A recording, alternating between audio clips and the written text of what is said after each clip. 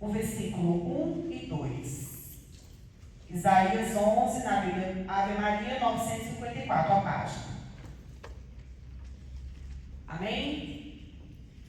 Um renovo sairá do tronco de Jessé, e um rebento brotará de suas raízes.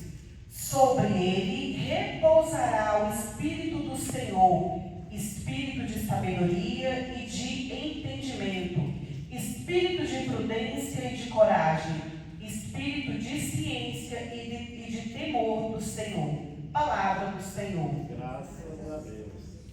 Irmãos, quando a gente medita nessa palavra, a gente vê aqui que fala: sobre ele repousará o Espírito do Senhor. Mas um pouco antes do versículo 1 diz assim: um renovo sairá do tronco de Jessé, e um rebento brotará de suas raízes. Muitas vezes a gente pode ler isso e não ter um entendimento claro do que o Senhor quer dizer para nós nesse simples versículo, para seguir para o que vem depois. E é incrível como que a palavra de Deus, em todo o contexto da história de Jesus, mostra para a gente que apenas em um versículo contém muita informação. E o que contém nesse versículo número 1? Naquela época, nesse contexto histórico que Isaías fala aqui, era uma época onde Isaías precisou profetizar, proclamar essa promessa. Por quê? O povo nesse período estava vivendo uma grande crise por conta de tudo que estava acontecendo pós a descendência de Davi. E aí a gente pode pensar que Davi aqui estava 300 anos antes de Cristo, e aqui já era mais ou menos o ano 700, 740, também a ser. Mas já tinha passado Davi, já tinha se passado Salomão, então nós estávamos dentro de um contexto histórico dos descendentes de Davi. Então, quando fala aqui, um renovo sairá do tronco de Jessé, o que estava acontecendo nesse contexto?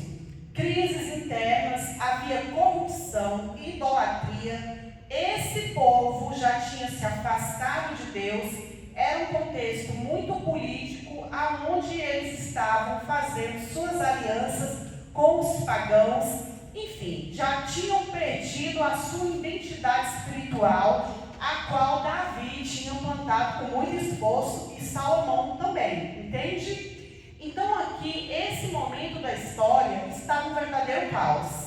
Desordem, idolatria, afastamento de Deus.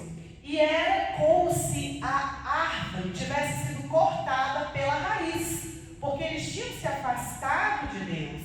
Então a raiz, a árvore precisa da raiz, e eles estavam cortando essa raiz. E a raiz a gente já sabe que é Jesus, Deus ali nesse momento da palavra. Então, quando nós vamos vivendo isso, entendendo isso, ele vai dizer, a profecia de Isaías: um renovo sairá do tronco de Jessé. Sabe quem era Jessé? O pai de Davi. Então, ele está falando exatamente dessa descendência de Davi. E vocês sabem de quem Jesus é descendente? De Davi. É uma descendência que vem de Davi. E por isso Isaías vai colocando essa profecia anos depois de Davi, depois do reinado de Salomão. Tudo parecia um fracasso. Isaías vai dizer: calma, porque um renovo sairá do tronco de Jessé, um rebento brotará de suas raízes. Aqui ele já estava falando de Jesus.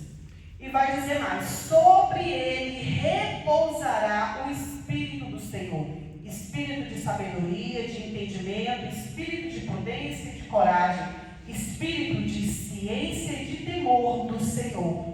Esse renovo, como eu disse, é o próprio Jesus, e esse Espírito Santo, pasmem, é o mesmo que nós acabamos de clamar. É o mesmo Espírito. Esse mesmo Espírito que foi profetizado em Isaías é o mesmo Espírito que nós clamamos hoje, o Espírito que alcança a igreja e alcança eu e você. Então, quando a gente para meditar e orar e rezar em cima disso, é muito forte. É muito forte você pensar que na profecia de Isaías ele diz que o Espírito repousa sobre ele. O mesmo Espírito de Jesus é o mesmo que está em nós. Quando você olha para quem foi Jesus e olhamos para nós, a gente vê a tamanha diferença desse tempo e também dessa oferta, dessa entrega de vida. No nosso contexto atual, é sempre bom a gente ler a palavra e ter essa reflexão. Como é o nosso contexto atual? Naquela época havia o quê? Afastamento de Deus, idolatria, perda da identidade espiritual, corrupção. É diferente, gente? Mas o mesmo Espírito que agiu lá ainda está agindo, né? É como eu já disse que outro dia que Santa Helena Guerra falou, o Espírito não terminou, não acabou a ação do Espírito Santo de Deus. Nós hoje temos acesso a muitos recursos, ao progresso, à tecnologia, temos acesso à conexão, né, rápida, ao sexo, tudo mudou, não mudou? Isso mudou nesse contexto do passado. Mas nós, assim como aquele povo, estamos e estamos muitas vezes perdendo essa comunhão com Deus, essa comunhão com o Espírito Santo de Deus. Por que então, Paulo, o Senhor tem insistido em falar para nós do Espírito Santo? Porque só quem deixa o Espírito Santo repousar sobre si, habitar dentro de si, é que vai entender o que Deus quer nos mostrar, o que Deus quer revelar a mim e a você. Eu digo por experiência própria. Antes do batismo no Espírito, eu lia a palavra e não entendia nada. Eu lia e não tinha clareza de nada. Não tinha profundidade na palavra. Hoje eu ser pregador é um milagre. Porque eu falo, meu Deus, eu não entendo o que ele diz nessa palavra. Mas quando aconteceu o batismo no Espírito Santo, foi como se tivesse tirado uma venda dos meus olhos. Porque é isso que ele faz. É de dentro para fora, é uma transformação sobrenatural. Nós nunca vamos entender a verdadeira profundidade. O que a gente experimenta aqui não é bom? É maravilhoso? Mas é muito pequeno, porque se derramar a glória toda, a gente morre estatelado na hora. Não aguenta. Porque é muito poder e muita revelação. Inclusive o Senhor fala que nem tudo seria revelado. Tem coisas que nós não sabemos, né? Então, esses recursos todos nos dão acesso ao que é realmente do mundo, as ideologias e tudo que vivenciamos aqui. E quando você deixa a sua alma ser preenchida pelo Espírito Santo, aí você começa a ter acesso àquilo que Deus verdadeiramente quer te mostrar. E é isso que Deus vai viver aqui, ó. O Espírito do Senhor, o Espírito de sabedoria, de entendimento, de prudência, de coragem, Espírito de ciência e de temor do Senhor. O Espírito Santo continua querendo repousar. Não vem apenas para emocionar. E aqui é um ponto de atenção muito grande para nós, que somos carismáticos, e você que também vem para o grupo de oração. Não é apenas para emocionar, não é para sentir frio, arrepio. Isso acontece, porque Deus também se manifesta dessa forma para que a gente realmente sinta o fogo, o poder, a presença de Deus. Mas não é só isso, porque senão a gente corre o risco de dizer assim, eu não sinto nada, não arrepio, não tenho nada. E você fica muito só na carne, na emoção, e não. O íntimo é que Deus vai transformar, é a ação de Deus no seu interior, se você deixa que Ele repouse em você.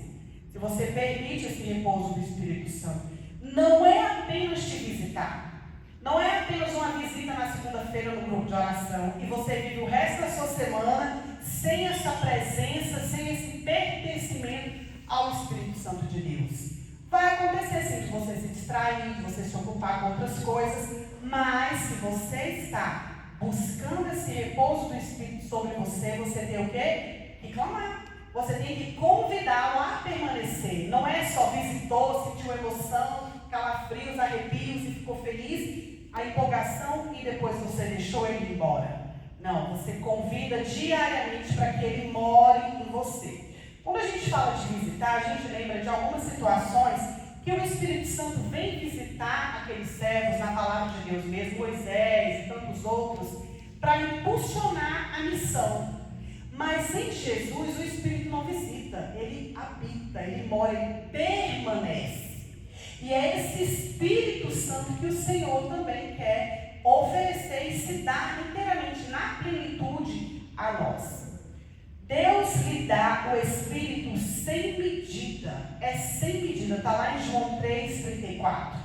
Não é um Espírito que visita e vai embora. Não é um Espírito que acaba. Não, é um Espírito contínuo, permanente, no seu trabalho, na sua casa, no seu dia chateado, no seu dia triste, no seu dia enfermo. É um Espírito que está o tempo inteiro agindo em você. Desde que você busque, clame. Eu estava falando esses dias assim, que você nasce um chip vazio. E lá na criação, você já gerado, o Espírito foi soprado sobre você. O que vai acontecendo? A gente vai crescendo e coisas vão ocupando a nossa mente, o nosso coração, e a gente vai sufocando esse Espírito Santo de Deus. Nós vamos deixando que as coisas vão tomando esse lugar. Quando a gente fala para você clamar, quando o Senhor fala para mim, clama, Paulo, o Espírito Santo é para que o Espírito não seja sufocado, para que ele não morra dentro de nós.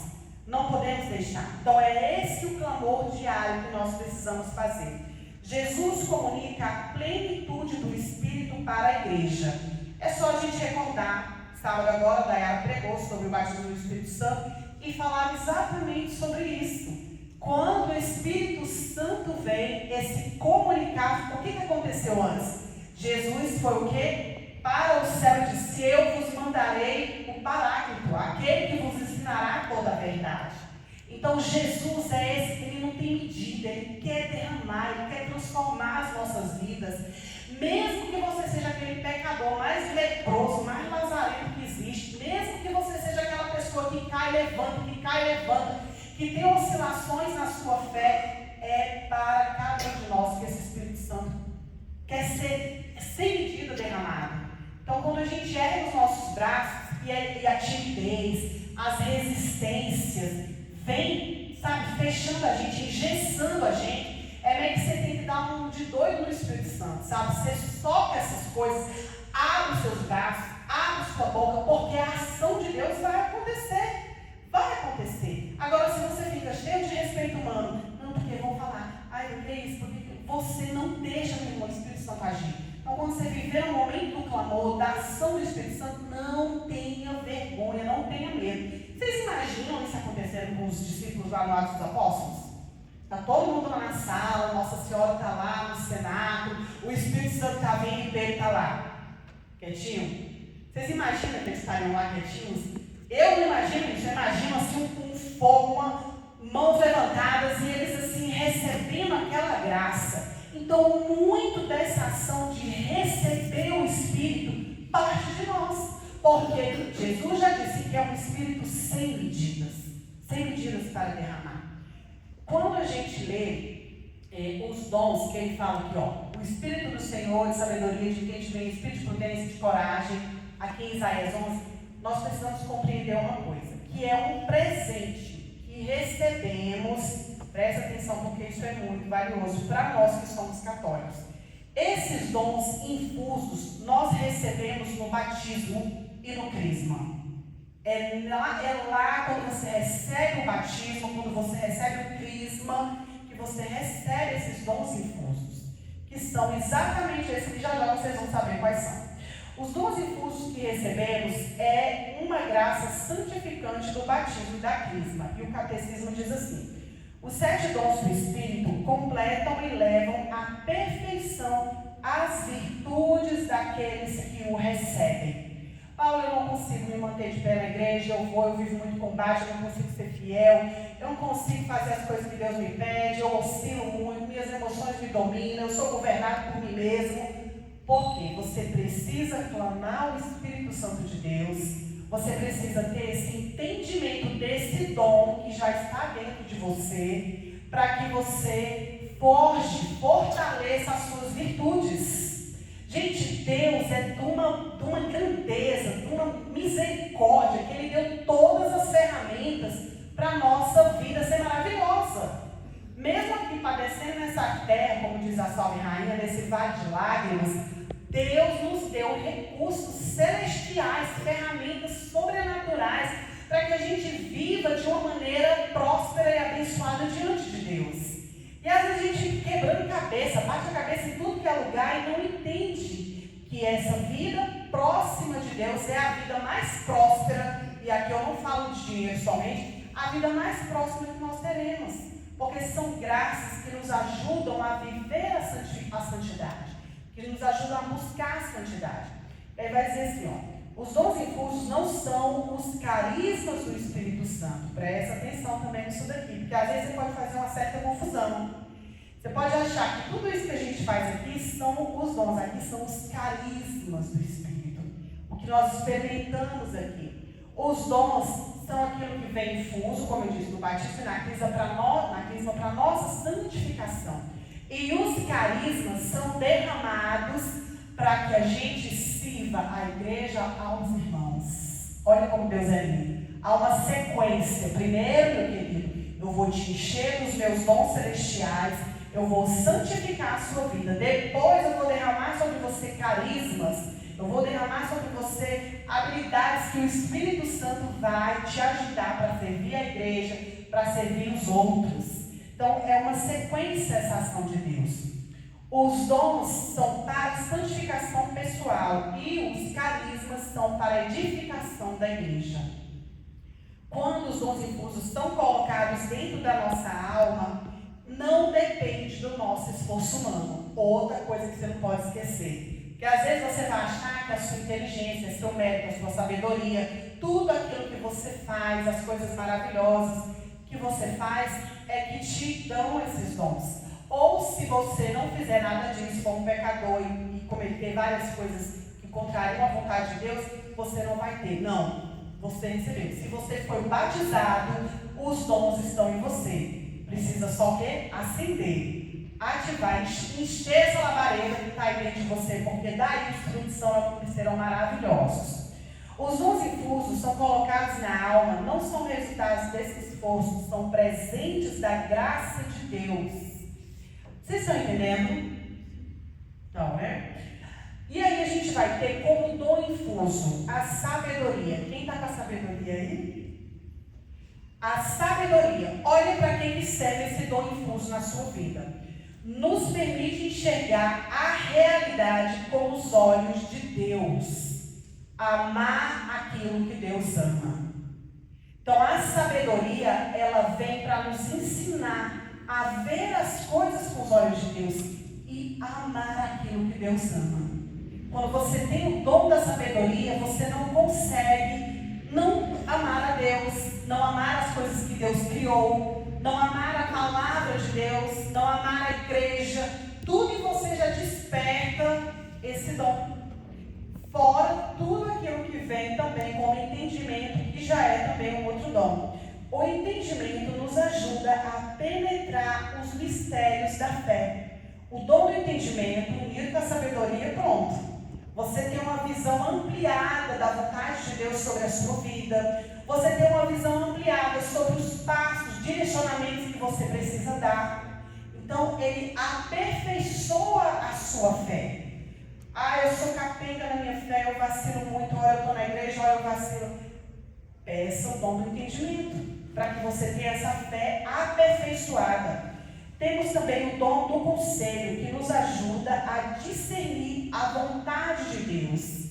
Aperfeiçoa a nossa prudência. Olha só, não é aconselhar, porque às vezes a pessoa fala, é dom do conselho, é para eu aconselhar. Não, é exatamente para que você entenda o discernimento de Deus para você, a vontade de Deus para você, discernir.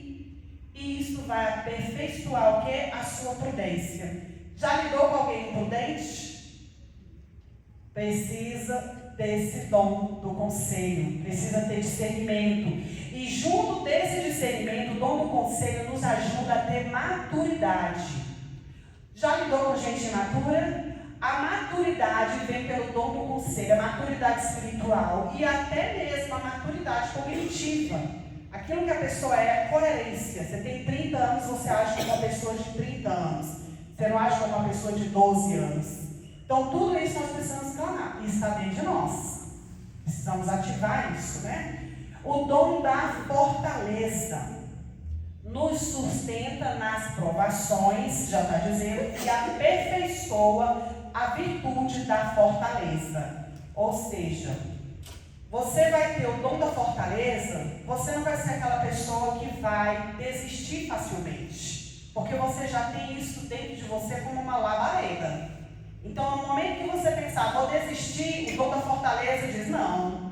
E aí cada um tem a sua experiência própria para contar. E talvez o seu dom da fortaleza esteja abalado. Por isso que você começa e não termina as coisas. Por isso que você não vai adiante.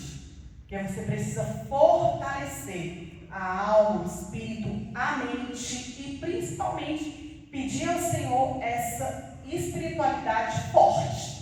Uma espiritualidade que não fracasse, que não enfraqueça no primeiro momento de tribulação, de tempestade. E temos ainda o dom de ciência. Olha só, nos ajuda a enxergar Deus em todas as coisas. O dom de ciência vai fazer com que quando você estiver lá diante de um ateu, de alguma coisa que diga assim, não, Deus não existe, você vê Deus, porque você experimenta através desse dom. Claro, gente, que aqui é tudo superficial, não tem como a gente falar disso detalhadamente. Mas eu estou dizendo a você que são ferramentas que você já tem, estratégias que Deus já nos deu. E o dom de piedade que nos ajuda a viver como filhos, aperfeiçoa a justiça e a nossa dedicação e amor a Deus. Se você, às vezes, é muito negligente com as coisas de Deus, você precisa pedir o dom da piedade. Se você assume compromisso com Deus e não firma uma aliança e não consegue se manter, dom da piedade. Você precisa desse dom. E o temor do Senhor, que não é medo. O temor do Senhor nos ajuda a não ferir o coração de Deus. Não é medo, é reverência. E também nos ajuda a combater a nossa soberba e nos conduz à sabedoria. No fim, todos esses dons vão nos conduzir para uma vida plena na sabedoria, no entendimento, vai nos fortalecer na caminhada, vai trazer ao nosso coração essa piedade de amar as coisas de Deus, de ver as coisas que Deus vê e como Ele vê. Então, a nossa soberba também é aniquilada, porque você começa a entender que tudo é para a glória, para o louvor a Deus, para bem dizer a Deus. A gente começa a entender a nossa pequenez, porque muitas coisas do mundo vêm para nos engrandecer, para nos colocar no palco, para nos colocar no pedestal. E quando a gente aprofunda no mistério de Deus, a gente vê que sem Deus nós somos nada. Sem Deus a gente não se mantém. Quando nós clamamos o Espírito Santo, despertamos as graças dos dons infusos recebidos no sacramento. São João Paulo, olha o que ele diz, São João Paulo II. A efusão do Espírito Santo não é um novo sacramento, mas é um reavivamento da graça batismal e crismal. Provavelmente você já pode ter ouvido, alguns sacerdotes, às vezes, que rebatem a nossa realidade carismática, falar, esse negócio de batismo, de efusão. Não entenda errado. É isso aqui que São João Paulo quer nos dizer. Não é um novo sacramento, mas é um reavivamento da graça do dom que já está sobre cada um de nós. É não deixar o fogo se apagar. O grande objetivo dos dons não é produzir emoções, mas é gerar em nós essa busca pela santidade. O Pentecostes faz florescer a graça do sacramento. Todo carismático, toda pessoa sobre a terra precisa ser conduzida, se é um batizado, um crismado, para a confissão, para a Eucaristia, para uma vida verdadeira de católico. E esse é o verdadeiro Pentecostes, vivido diariamente, porque o mesmo Espírito que estava lá em Isaías 11 está hoje também. Então vamos ficar de pé. Eu vou chamar